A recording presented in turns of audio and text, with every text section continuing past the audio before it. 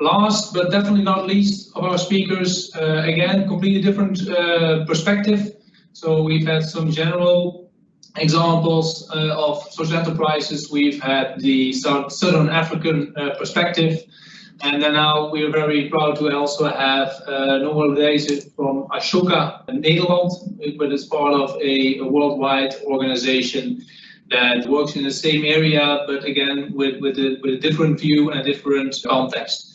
Okay, cool. Thanks so much for inviting me.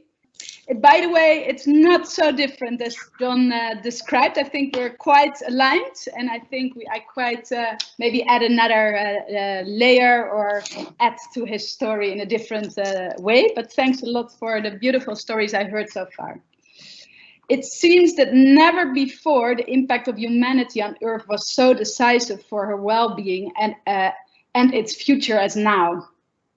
This is the time to step up, everyone. I believe that everyone in the world has something to offer to help us go through this transition. What if everyone in this world would be a change maker? Are we able to find a solution for every problem that we have at the moment? This is the question the founder of Ashoka asked himself 40 years ago when he founded Ashoka. This is the mission of our organization, everyone a change maker. What would it mean if you are a change maker? This means that you have a belief system that you can make a change, which not everyone has. This means that you would have the skills, we call this change maker skills, to make a change, to know how to make change. This means that you are able to learn and listen with an open mind and an open heart to see what is the root cause of the problem.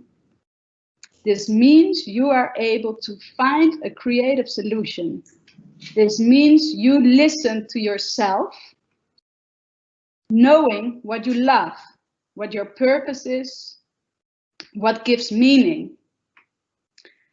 This means that you trust yourself, that you're patient with yourself, that you can make mistakes, and that you have the perseverance to continue.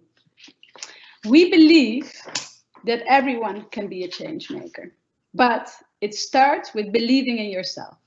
I hope you have had an inspirational conference at the moment with a lot of different directions that will make you change your direction today. My name is Noa Lodeizen. I'm the director of Ashoka Netherlands, but Ashoka is a global organization. We're active in 70 countries. But before I worked at Ashoka, I had a whole changemaker journey myself. I made the choice early in my life to contribute to make the world a better place.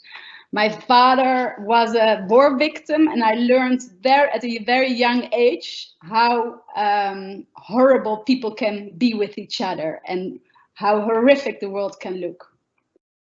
I decided early in my life that I want to give meaning to my working life. So I actually started in South Africa, and I founded an organization focusing on young people in prison. I started because I wanted to help children in prison. I wanted to see, I couldn't see the circumstances there are, and I really wanted to give direct service. I started workshops, I started schooling, I started to give food. But I also realized in my journey that that wasn't enough, because I could give what I want, but I wouldn't change real systems. And this is a more complex picture where you see the up on top of the iceberg, and maybe this is known for the students, that you see elements of the top of the iceberg. You know, maybe what I just showed you, children in prison, that is what we are seeing. But what are actually the patterns behind the children in prison?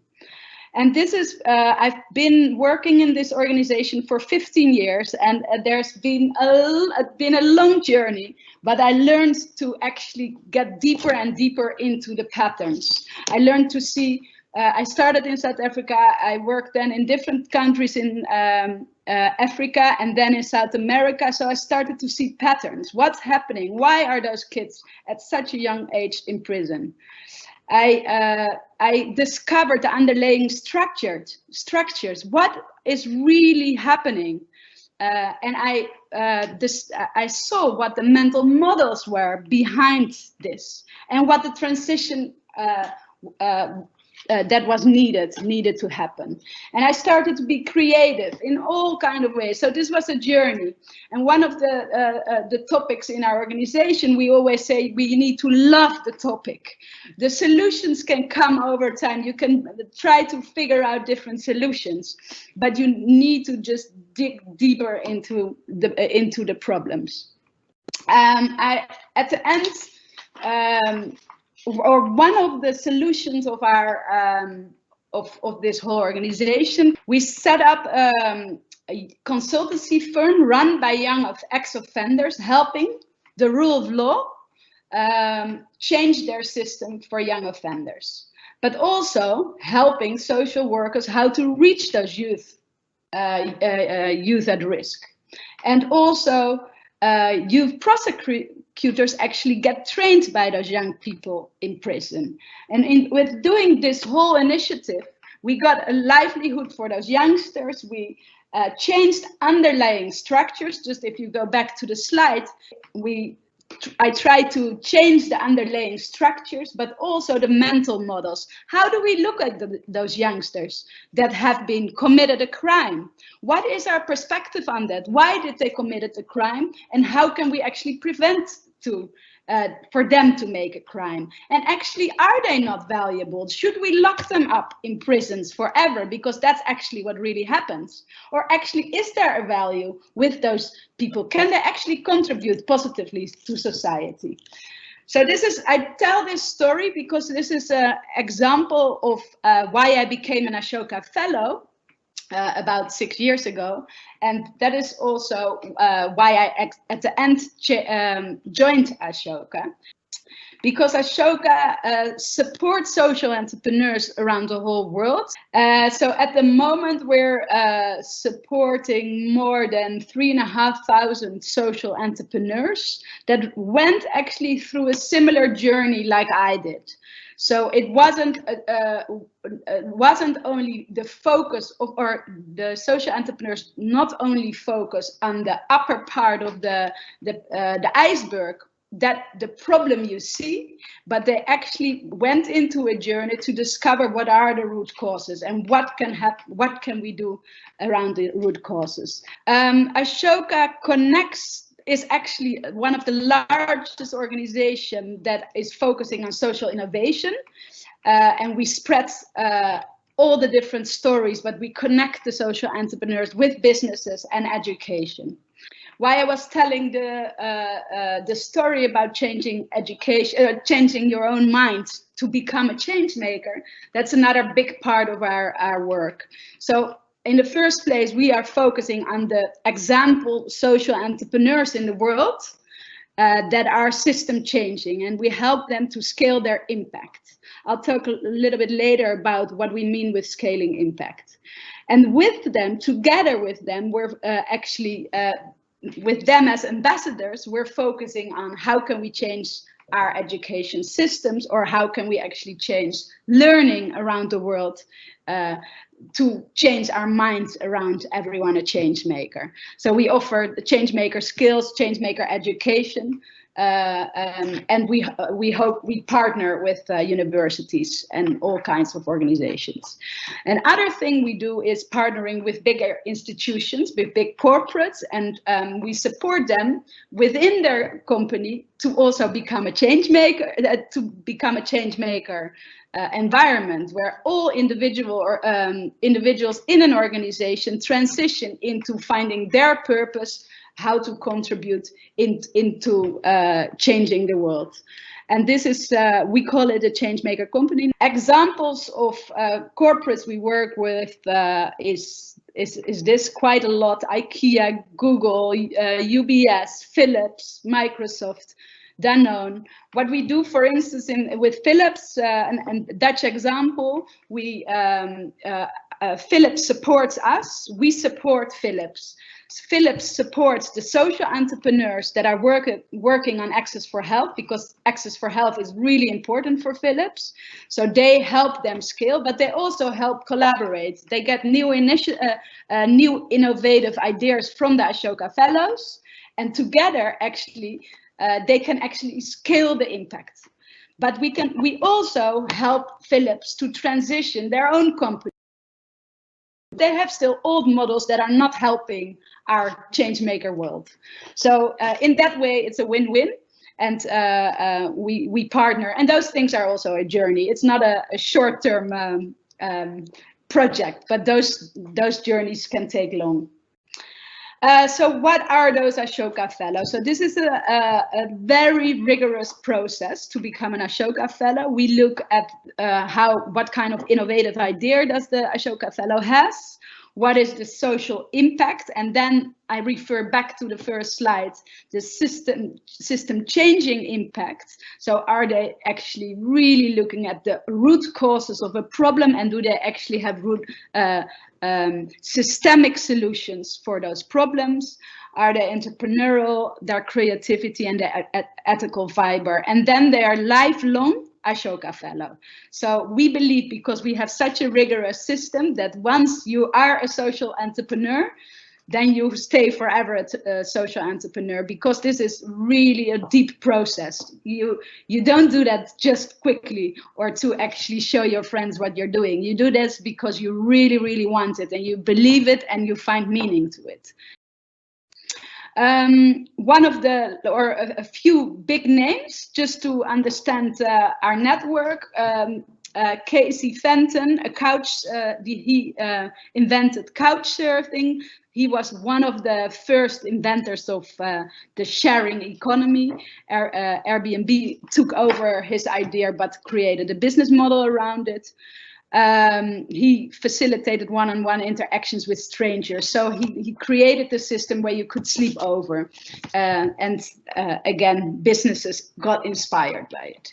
Jimmy Wales, Wikipedia, I'm sure everyone uses it. He radically democratized the act of information sharing. This is one of the biggest information platforms in the world where we all use, and this is, well, millions of people collaborate around it. Kailash Satyarthi from the Good Wave, Nobel Prize winner, and he addressed child labor around the world.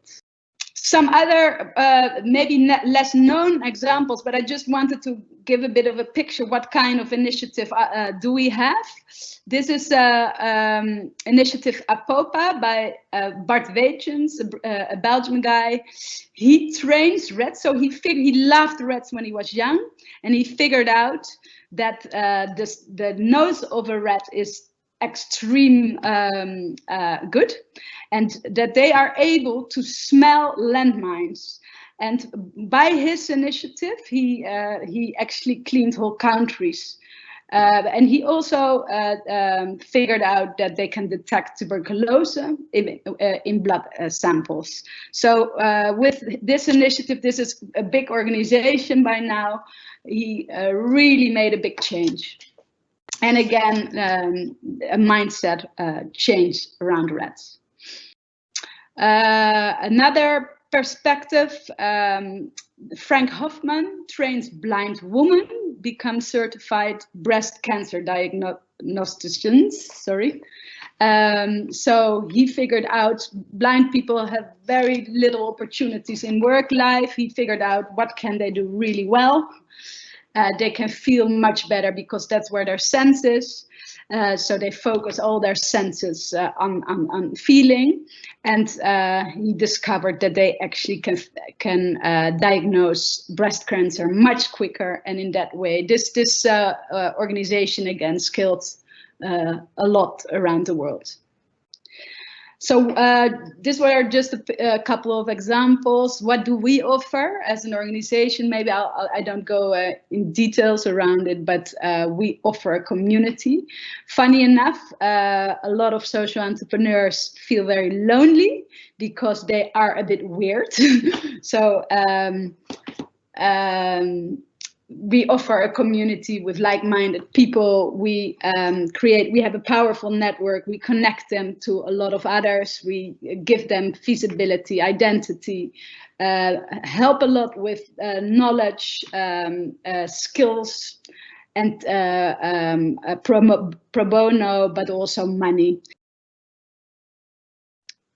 Oh, okay, sorry, I think I just want to add another element, which is about impact, the scaling impact, which is a point. The way we look at scaling in general is not scaling your organization. And I think this is a very important point, especially for people in business or people that are trained in business, because we promote not to scale as an organization, but we promote to scale your impact. And there are a lot of different ways on scaling impact, but mostly not the most efficient way the